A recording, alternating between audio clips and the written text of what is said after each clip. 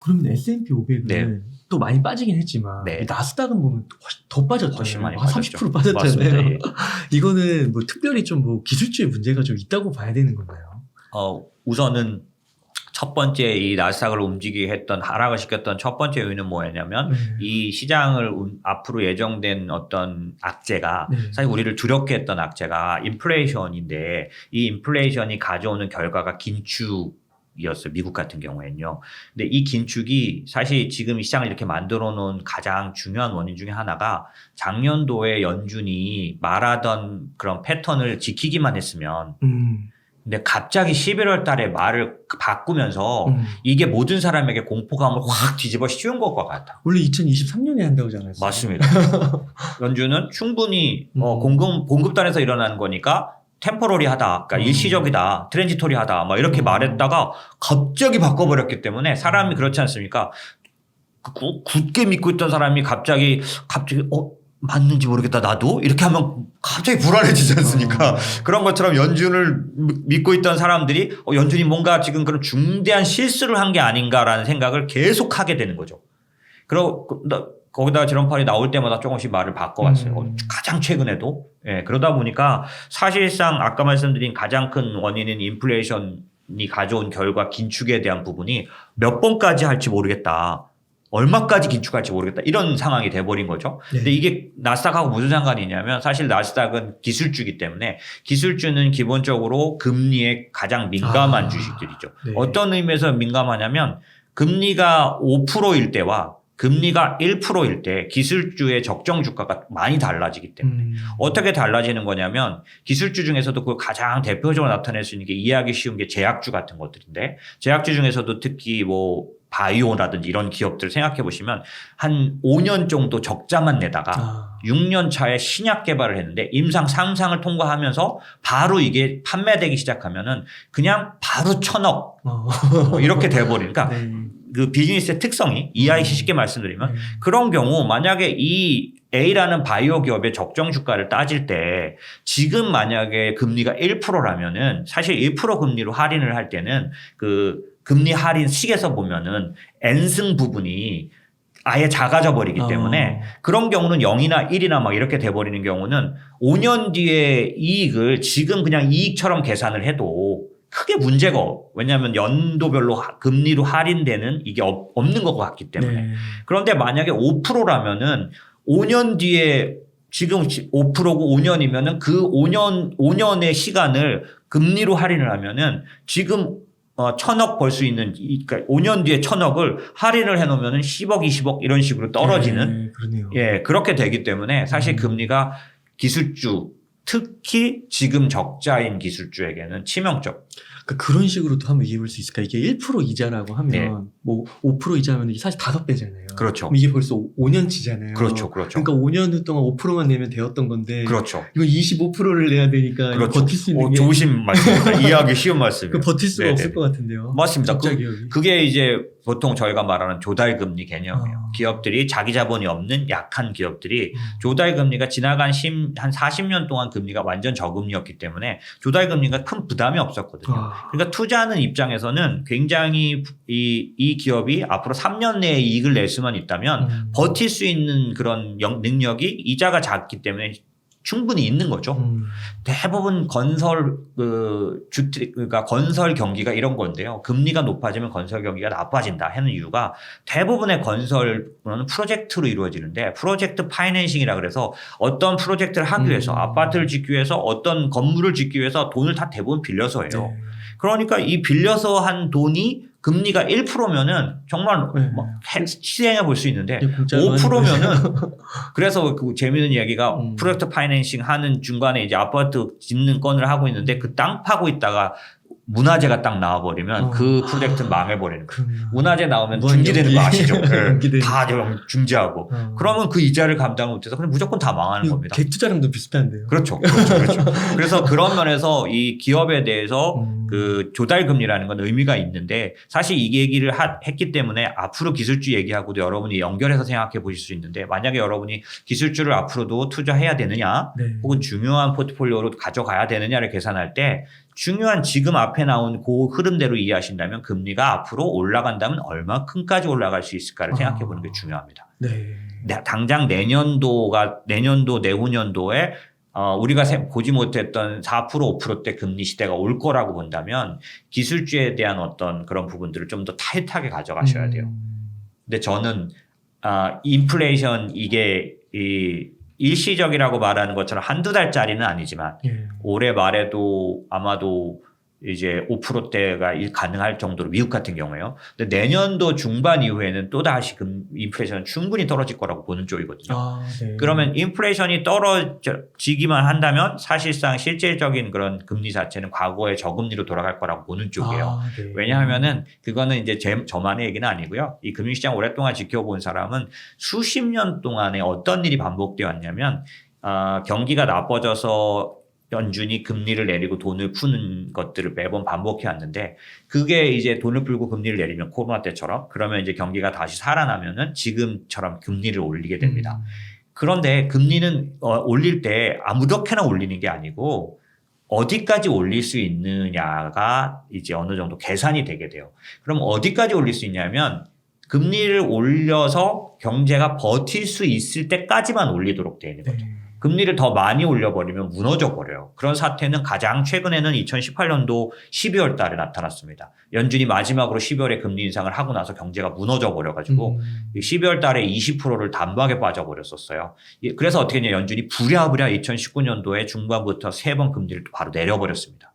보험적 금리 인하라 그래가지고 이런 식으로 지금까지 미국의 그런 장기적인 역사에서 보면 연준이 돈을 풀고 금리를 내린 다음에 다시 좋아졌을 때 금리를 올리는 일이 반복됐는데 그때 뭐 베이비 스텝이라 그래서 조금씩 올리면서 여러 번, 열 몇 번씩 올리기도 하고 지난번에는 몇 번 올렸냐면 9번 올렸거든요.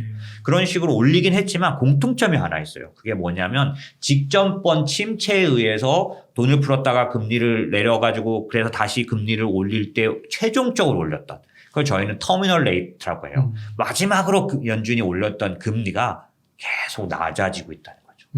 수십 년에 걸쳐서. 네. 그래서 그걸 따라서 미국 10년물 금리도 이렇게 선을 그으면 꼭대기 이제 80년도까지는 뒤쪽은 계속 올라갔는데 20 몇 %까지 막 올라갔는데 그다음부터는 10년물 금리도 올라봤자 이게 계속 선을 이으면 그래서 요번에 저희가 계산한 10년물 최종 금리가 3.25였던 거죠. 네. 그건 10년물 금리는 시중금리니까 그런데 왜 그런 것들이 나타났냐? 연준 자체도 지난번 마지막 터미널 레이트가 2.75인가까지 올리고 나서 무너져 버렸고 그래서 그러면 체력이 견딜 수 있는 그러니까 경제가 견딜 수 있는 그런 금리를 얼마로 보냐 이게 매우 중요하지 않습니까? 네. 왜냐하면 그걸 넘어버리면 경제가 무너지니까 네. 그걸 부르는 이름이 뭐냐면 중립금리라고 하는 거예요. 그래서 3월달 FMC에도 이제 중립금리를 몇 프로로 보냐 이게 굉장히 중요해서 롱거런이라는 이름으로 나오거든요. 점도표 점도표 안에 쓸 때 롱거런 항목에 들어가는데 지난번에 연준은 2.4라고 발표했어요. 2.4는 사실 지난번 중립금리보다 낮은 겁니다. 예. 그렇기 때문에 연준은 어떻게 보고 있느냐? 미국이 뭐 양적 완화하고 다 했지만 코로나 때 막 다 했지만 아무리 많은 돈을 쏟아부었어도 미국의 체력이 좋아진 거로 보지는 않는 거죠. 그러니까 이번에도 올해 말에 2.75까지 올린다고 하면 그 얘기인즉슨 중립금리 이상으로 올리는 거고 물론 아직 중립금리는 고정되는 건 아닙니다. 왔다 갔다 하지만 기본적으로 지금 현재는 저희 같은 사람들이 전부 2.5 정도를 보고 있는데요. 2.5 정도를 봤을 때 연준이 거기 이상 올리지 못할 거라고 보는 월가의 그런 사람도 굉장히 많습니다. 저도 그쪽에 들어가고. 그러니까 일시적으로 올릴 수는 있어요. 인플레이션을 잡기 위해서. 하지만 그런 경우는 연준도 뭘 알고 있느냐? 바로 내려야 돼요. 네. 보험적 금리 인하를 하지 않으면 침체가 와버립니다. 그래서 지금 침체가 아니고 앞으로 침체가 올 거라고 말할 때도 저희 같은 사람들은 지금 침체가 아닌 거를 지표로 자꾸 증명한 다음에 다음 침체는 연준이 어떻게든 막으려는 기술을 좀 갖고 있다. 과거엔 못 막았어요. 그런데 2018년도에도 2019년도에 보험적 금리 인하 같은 걸 통해서 바로 이 경기를 되살려 놓거든요. 지금 많은 사람들 월가에 있는 사람들 중에서 뭐라고 말을 하냐면 이제 짧은 침체가 올 거다 말하는 사람들이 있거든요. 뭐 혹은 뭐 슬로우플레이션 뭐 이런 말하는 사람들, 그런 사람들이 다 그런 것들을 염두에 두고 있는 거고, 여러분이 만약에 관심이 있으시다면 최근에 블러드라든지 몇몇 연준 인사들이 나와서 바로 금리를 내릴 수도 있다는 얘기를 슬슬 하고 있어요. 매판데도 좀 그렇게 얘기하더라고요. 네, 그렇게 하고 있죠. 그 얘기인즉슨 그들은 그거를 자기의 도구로 갖고 있다는 얘기예요. 그래서 인플레이션 때문에 혹시라도 세게 올려서 중립금리 이상으로 올해 말에 올릴 수도 있지만, 그런 경우는 바로 내리는 것들을 이제 검토하고 있다, 이렇게 생각을 하고 있기 때문에 사실은 데이터가 있습니다. 연준이 인플레이션을 막기 위해서 금리를 이제 올렸을 때 침체가 왔느냐 안 왔느냐를 따질 수 있는, 그러니까 인플레이션 때문에 긴축을 세게 했던 경우가 8번 있는데 지금까지 그 중에 3번은 성공했어요. 언제냐면은 65년, 84년, 94년. 네. 요 3번은 성공하고 나머지는 전부 다 침체가 와버렸어요. 지금 시장에서 우리한테 큰 관심사 아닙니까? 침체가 올까 안 할까? 근데 이게 이제 사례 데이터로는 8번 중에, 지금처럼 인플레이션 때문에 연준이 긴축을 세게 했고 그랬을 때 침체가 온 경우는 8번 중에서 3번 빼고 5번이니까 확률적으로는 38% 되나요? 몇 프로 정도 될까요? 한 37.5%. 네, 그 정도 되니까 뭐 무조건 높다고는 할 수 없는데, 이 3번의 공통점이 하나 있어요. 뭐냐면 보험적 금리 인하를 한 겁니다. 바로 금리 인하를 5개월에서 12개월 내에 해버린 거예요. 바로 또 나오는군요. 네. 그렇게. 그래서 이번에 이런 얘기를 할 때 이제 시장이 만약에 이거를 너무 뭐 기대하고 뭐 그렇게 하면은 잘못 오해할 수도 있지만, 사실은 저는 뭐 초반부터 그런 얘기를 드렸지만 연준은 과거 어느 때보다 상당한 경험의 툴들을 경험에 의한 도구들을 갖고 있어요. 네. 그래서 이번에 QT를 할 때도 2019년도에 QT를 할 때 양적 축소를 할 때는 대책 없이 해서 문제들이 좀 생겼지만은 지금은 그 스탠딩 레포라는 그런 제도들을 또 준비를 다 해놨어요. 네. 이거 갑자기 이거를 채권을 풀었을 때 금리가 지준이 움직이게 되는데 쇼크가 오지 않도록, 그러니까 이런 식으로 자세히 들여다보면 연준이 좀 그동안의 실패 경험들을 매번 극복할 수 있도록 보완 장치를 해왔는데, 코로나 때도 보시면 저도 깜짝 놀랄 정도로 빠르게 대응해 버리더라고요. 그 어느 때보다도 2번 만에 다 내려버렸잖아요. 예전엔 그러진 않았거든요. 근데 그러고 또 그다음에 그 SMCCF라 그래가지고 정급 본드들을 사주는, 네. 그러니까 연준 역사상 그게 아무 때나 쓰진 않거든요. 뭐 그런 식으로 해서 시스템 리스크를 탁 잡아버리더라고요. 그러니까 무너지지 않도록. 그러니까 이런 정도로 연준이 굉장히 대응에 이미 좀 많이 돼 있다 보니까 지금 여러분이 생각하는 것처럼 대책 없이 이제 인플레이션에 쫓아가다가 막 올려가지고 막 망가뜨리고 막 이런 시나리오만 생각하고 계시다면, 저는 사실 뭐 20년 이쪽에서 있었지만은 저는 연준을 굉장히 자세히 열심히 보고 투자한 쪽이에요. 그래서 큰 실패 없었고 좋은 결과를 얻었는데, 이제 그러면 뭐 작년도에 왜 그렇게 말을 바꿨냐, 이 얘기는 뭐 다음 질문이 있으면 설명을 좀 드릴 거고요. 사실 연준이 실수한 건 아니거든요. 그래서 어떤 면에서 어쨌든 지금 제가 말씀드린 것처럼 너무 침체가 이제 지금도 이만큼 빠졌는데 침체까지 오면은 도대체 내가 얼마를 빠지는 거야? 막 이렇게 생각하시는 분들이 계시다면 시장은 그렇게 예상했던 대로 간 적은 한 번도 없다. 이제 그런 생각을 하시면 좋을 것 같습니다. 그러니까 이게 좀 그런 것 같습니다. 이게 투자의 역사를 잘 모르고 짧다 보면은 지금처럼 이렇게 빠지면, 이게 그 항상 그 교과서나 이렇게 전문가분들이 말하시는 거 보면 이게 결국에 시장 우상향한다고는 하지만 네. 그게 안 보이고 네, 그렇죠.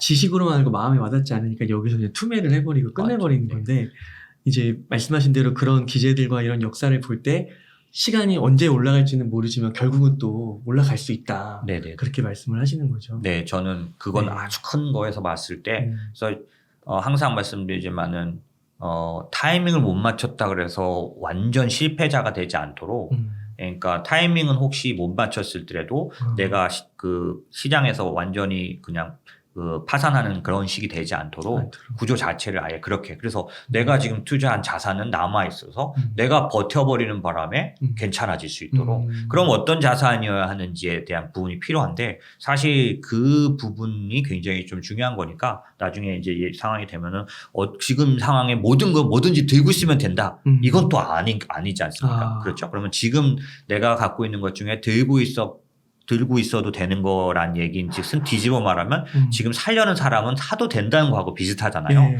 그죠? 그래서 어찌됐든 지금 시기적으로만 말씀하신 부분들은 시기적으로는 분명히 맞습니다. 시장에서 지금 나가면 바보예요. 네. 안 됩니다. 그럼 지금 뭘 들고 있어야 돼요? 자, 그래서 만약에 이제 지금 말씀 주신 것처럼 들고 있어도 되는 거 아니면 지금 사도 되는 거 이런 거 구별을 할 때 제가 뭐 우량 자산들에 대해서 다 뭐 광범위하게 뭐 이런 건 아니지만 요즘 가장 좀 뭐랄까 관심을 가주시고 구별을 해야 되는 요인들 중에 하나가 기술주인 것 같아요. 왜냐하면 기술주는 이제 전체적으로 빠졌고 네. 사실 무서울 정도인데 강도가 네. 그 어느 정도냐면은 나스닥은 그 고점 대비 50% 이상 하락한 기업이 전체 그 나스닥 전체 기업 중에 40%예요. 와. 그 다음에 만약에 이 중에서 그러니까 적자인 기업 있잖아요. 71% 급락했습니다. 평균적으로. 그러니까 어마어마한 숫자죠.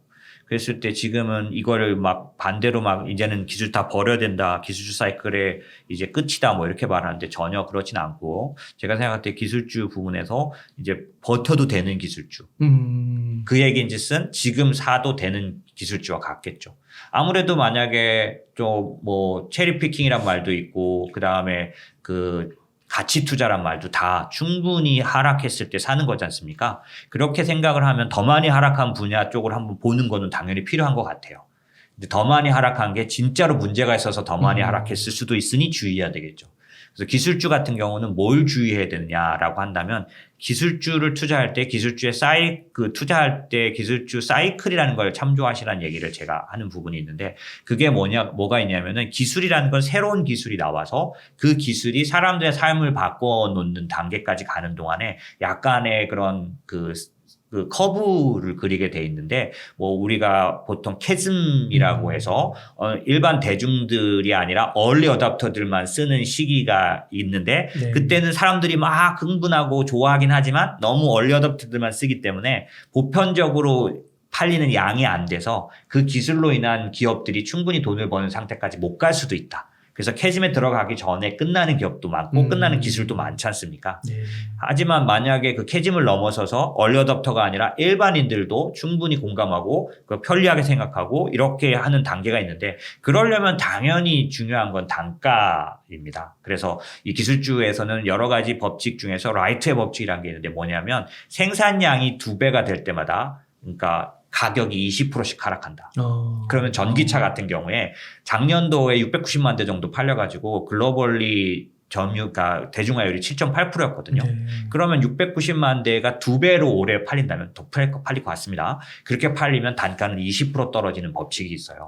그럼 전기차 값이 떨어진다는 뜻이죠. 네. 근데 지금 실감이 되시죠? 왜냐하면 전 세계에서 제가 보기에는 돈을 벌려는 사람들은 다 전기차 관련된 기술에 뛰어든 것 같아요. 그 배터리가 됐든지 간에 뭐가 됐든지 간에 네. 뛰어난 사람들은 전부 막 자율주행 뭐 해가지고 그죠? 막 그런 거 보면은 이 사람들이 하는 일이 기술 개발인 것 같지만 이 기술 개발에 의해서 사람들이 얘를 더 많이 사게 되면 단가가 떨어져 버리기 때문에 더 많이 팔리는 그런 거. 네. 아까 제가 말씀드린 대중화율은 묘한 게 있는데 대중화율이 5%대 있을 때는 성장하는 속도 그러니까 뭐 매출이라든지 기업이 어떤 기술이 성장하는 속도가 있다면 이 대중화율이 10%를 넘어가는 순간 4배가 빨라져요.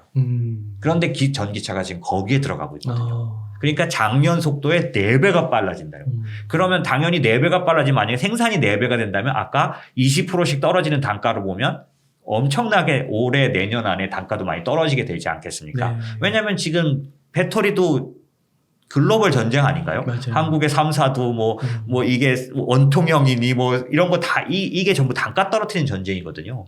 이제 그러다 보니까 지금 제가 말씀드린 것처럼 기술을 투자할 때 이제 좀 첫 번째 주의해야 될 게 뭐냐면 아직 그 기술에 반한 상태의 그러니까 놀라움과 그런 어떤 대단한 어떤 그런 매력을 느끼는 단계에 있는 기술이 있고 조금 전에 말씀드린 것처럼 대중화율이 10% 넘어가면서 급속도로 빨라지면서 캐즘을 통과해서 대중화되는 게 어느 정도 확고하게 눈에 보이는 예를 들면 전기차도 작년도 재작년도에는 테슬라 얘기는 엄청나게 많이 이루어졌고 주가도 많이 올랐지만 지금같이 좀 많이 선택받는 차가 되리라고는 생각을 그렇게까지 못했거든요. 네. 이 확산 속도가. 네. 근데 그런 것처럼 기본적으로 지금 내가 투자하는 기술이 어느 정도 단계에 이른 기술인지를 보는 게 지금은 굉장히 중요하다. 왜냐하면 이 기술주 투자 곡선 관련해서 투자 관련해서 말씀드릴 때 저희가 이제 가트너가 말하는 하이프 곡선이라고 제가 여러 번 설명을 드려요. 하이프 곡선이라는 게 있는데 그게 뭐냐면 기술주들이 성장해 가는 과정을 커브로 나타낸 건데 항상 이렇다는 거. 처음에는 엄청 매력 의해서 주가가 그 기대감을 확 오르고 급등하는 국면이 있고요. 그 다음에 이게 아주 엄청나게 바닥까지 떨어지는 국면이 오는데 이게 하이프 곡선에서는 뭐라고 부르냐면 그 환멸의 곡선이라고. 그러니까 지금 많이 그러니까 이렇게 기술주가 빠져버리고 막 70%까지 빠져버리면 너무 화가 나는 그걸 산 사람들이 뭐냐 이거. 예, 그런 것들이 생기면서 막 던지고 이제 취급을 못 받는 그런 구간이 있고 반드시 거기서부터 다시 대중적으로 팔리는 그런 상황이 가면 아까도 말씀드린 대중화율이 이제 5%, 7%, 10%를 가게 되는 거고요. 지금 현재 저희가 기술주를 선택할 때 그런 면에서는 이 환멸의 곡선에 들어가 있는 기술들이 몇 가지 있어요. 그러니까 굉장히 매력적이긴 했으나 네. 아직 대중화됐다고는 볼 수 없는 그런 것들이 있습니다. 잘못 말하면은 되게 이게 엄청난 반향을 일으킬 것 같아서 제가 조심스러운데 예를 들면 엄청나게 확 바람이 일었다가 지금은 쫙 가라앉아 있는 기술들이 있어요. 오해하지 마십시오. 예를 들면 메타버스 같은 것들은 붐은 일긴 일었는데 얘가 돈을 아직 벌고 있지는 그런 못한. 그래서 메타버스 관련해서 주가가 이미 좀 많이 이제 기술주 P2E라든지 메타버스 NFT라든지 이거 관련해서는 어찌 보면 막 그런 테마주처럼 빠져 있을 수도 있어요. 이게 가치가 없다는 뜻이 아니라 기술주는 항상 처음에 굉장히 매력적으로 보이다가 그 다음에 어떤 지금 같은 조정을 만나가지고 나온 결과긴 하지만 사람들에게 환멸을 느낄 정도로 심지어는 OCI라고 하는 태양광 얘조차도 제 기억에 2009년도 금융위기 막 이럴 때는 제 기억에 한 60만 원대였던 것 같아요. 걔가 계속 내려왔습니다. 최근에 신재생 시대가 오기 전까지. 네. 예. 지금은 이제 신재생 에너지 중에 태양광 같은 거는 어떤 정도 되냐면은 그 페리티라고 말하는데 일반 그 화석 연료보다 비용이 덜 들어가는 단계까지 기술이 발전했어요. 이건 뭐냐면 아까 말한 환멸의 기간을 지나서 이제는 대중화되는 때로 이미 들어선 거지 않습니까? 이런 식으로 기술 곡선이 대부분 이런 곡선을 지나가기 때문에 그때 맞는 투자를 해야 된다라는 거죠. 그런 측면에서 보면은 기본적으로 내가 지금 갖고 있는 그 기술주가 그 곡선에 어디에 해당하는지를 좀 보는 게 필요하고 지금 만약에 투자를 하고 싶다면 지금처럼 이렇게 인플레이션이라든지 비용에 관련된 이런 부분이 많이 반영되고 금리가 상승할 수도 있는 이런 우려감 속에 있을 때는 이익을 낼 수 있느냐 부분이 되게 중요하니까 아까 말씀드린 것처럼 어느 정도 대중화율이 10%대 들어가 있는 이런 기술들을 택하는 게 가장 좋겠죠. 이거를 기술주 쪽에서도 뭐냐면 듀레이션이 짧은 기술이라고 말해요. 그러니까 제가 여러 번 말씀드렸던 것들 중에 보면은 사이버 보안이라든지 로봇이라든지 이런 것들은 이제 실제로 기술이 발달을 하면서 단가를 많이 떨어뜨리고 대중화 판매가 되면서 이제 기술이라는 게 무슨 로봇 청소기 이런 말을 하는 게 아니라 기업들이 로봇을 구매하는 걸 말하는 거거든요. 이런 것들이 충분히 나타난 시기, 이런 시기로 들어가고 있으니까 아까 제가 말씀드린 것처럼 그 꿈마음 먹는 그런 단계를 이제 이미 다 통과를 해서 그런 고통의 시간들이 있었고 지금은 이제 그게 실제 돈을 번다는 것에 대해서는 이견이 없고 또 그게 몇 개의 기술이 융합되면서 실제로 돈을 버는 게 빨라질 때, 그런 어떤 분기점을 맞으려고 하는 그런 기술들은 여전히 지금 기술의 시대가 끝난 게 아니기 때문에 이 시장의 이런 어려운 때를 벗어나고 나면 또다시 이제 각광을 받고 주가가 올라갈 수 있는 일이 있으니까 그런 기술주에 대해서는 지금이 오히려 같이 떨어져 있으니까. 같이 떨어져 있으니까. 그래서 아까 이제 오해가 있을 것 같아서 메타버스에 관련된 모든 게 나쁘다는 뜻이 아니라 그 중에서 상당히 우리의 머리를 즐겁게 했던, 이런 시대가 오겠구나. 라고 생각해서, 이런 시대가 온다면 얘는 당연히 오르지. 이렇게 생각을 했지만 그 시대가 오는 데는 좀 시간이 조금 필요하고, 특별히 꼭 마음을 두셔야 될 건 기술의 시대가 본격적으로 진행됐기 때문에 저희는 그게 기하급수 곡선의 이제 곡선의 무릎이라고 말하는데 기술들이 빨리 발달하기 때문에 이 대중화율이 올라가는 그 시기가 예전보다 훨씬 짧아졌습니다. 옛날에 IT 버블을 자꾸 비교하면서 그거랑 말씀하시는데 비슷하지도 않은 이유가 IT 버블 때는 기술 곡선이 누워 있었어요. 이렇게 기술 곡선이 누워 있으면 무슨 문제냐면 작년과 올해의 기술 발전 속도가 느리지 않습니까? 그런데 지금은 어떠면 이렇게 돌아서 기하급수 곡선에 무릎을 지났기 때문에 이제는 1년이 IT 버블 때 1년이 아니에요. 1년 만에 세 가지 기술이 융합되면서 예를 들어서 뭐 유전체 관련된 그런 DNA 시퀀싱이나 그다음에 그 진 에디팅 같은 것들은 그 자체만이 아니라 다른 기술이 같이 융합을 하면서 속도를 확 내고 있기 때문에 제가 지금 말씀드린 건 원칙에 관한 얘기지 메타버스 시대가 과거보다 훨씬 빨리 올 수 있는 건 분명히 맞죠. 다만 지금 그 주요 기업들이 다 돈을 버는 게 증명돼 있는 그런 쪽이 아니다 보니 메타버스 관련된 투자를 하실 때도 이전에 전문가들이 아마 XR 쪽을 먼저 노려라. 그런 얘기를 했을 때는 그런 의미죠. 메타버스 그 밸류체인 안에서 XR이 먼저 돈을 벌 거다. 네. 그러면 투자를 하더라도 XR 위주로 해라.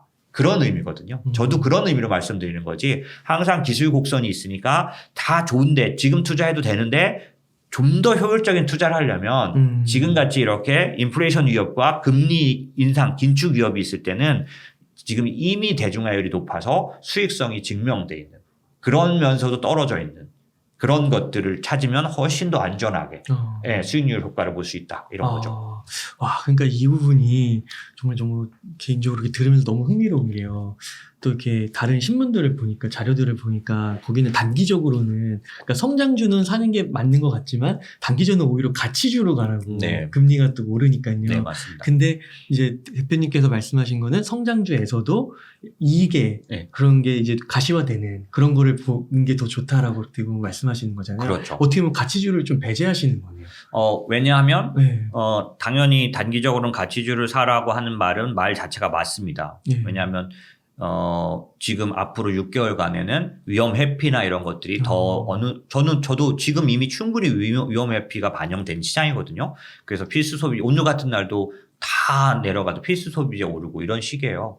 근데 저는 아무래도 좀 전문 투자자지 않습니까? 저희들이 이렇게 보기에는 이미 그것도 끝이 왔어요. 벌써. 그러니까 가치주도 이미 한 6개월. 자꾸 올라왔기 때문에 이제 더 이상 싸지 않다? 네. 그런 의미예요. 그냥 얘가 필수재기 때문에 사면 안 되잖아요. 또 그 적정 가격 개념이 있지 않습니까? 에너지도 마찬가지고 그 필수 소비재도 그런데 에너지는 뭐 사실 굉장히 저평가였기 때문에 그리고 개인적으로 지금 전쟁이 끝나도 러시아 제재라든지 여러 가지 구조를 볼 때 원유가가 그렇게 폭락하려고 저는 보지 않고 일시적으로 폭락하지만 저는 그래도 한 60불대 이상 유지할 거로 보는 쪽이거든요. 그런 쪽이기 때문에 에너지주로 폭망은 아닐 것 같아요. 근데 전체적으로 보면 원자재가 생각하는 것처럼 안 오릅니다.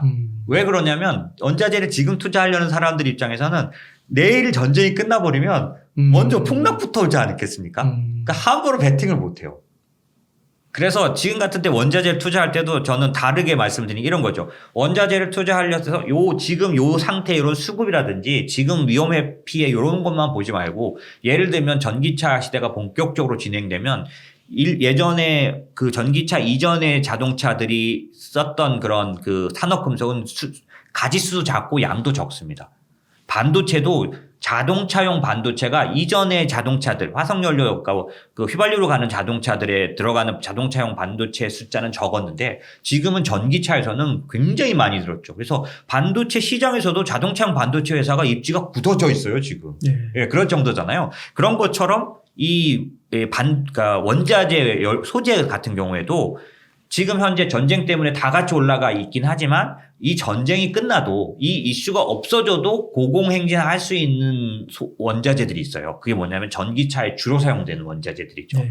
만약에 그렇다면 얘는 이중 담보가 걸려 있으니까 이런 것들은 지금 투자를 해도 더 오히려 담보가 좀 더 이렇게 뭔가 보완 장치가 있지 않냐 이런 식으로 얘기를 드리고 있는데 그런 것처럼 지금 단기적으로 가치주로 갈아타라는 얘기는 이전에 맞았던 건 뭐냐면 어떤 거냐면 진짜 단기적인 포트에서는 1년짜리. 그래서 사실 저는 뭐부터 얘기해 드렸냐면 그 사람의 말이 맞는데 당신이 만약에 단기적인 주머니와 장기적인 주머니를 진짜 갖고 있다면 그러면 단기적인 주머니에 가치주라든지 이런 거 리츠라든지 이런 거 고려해 봐라.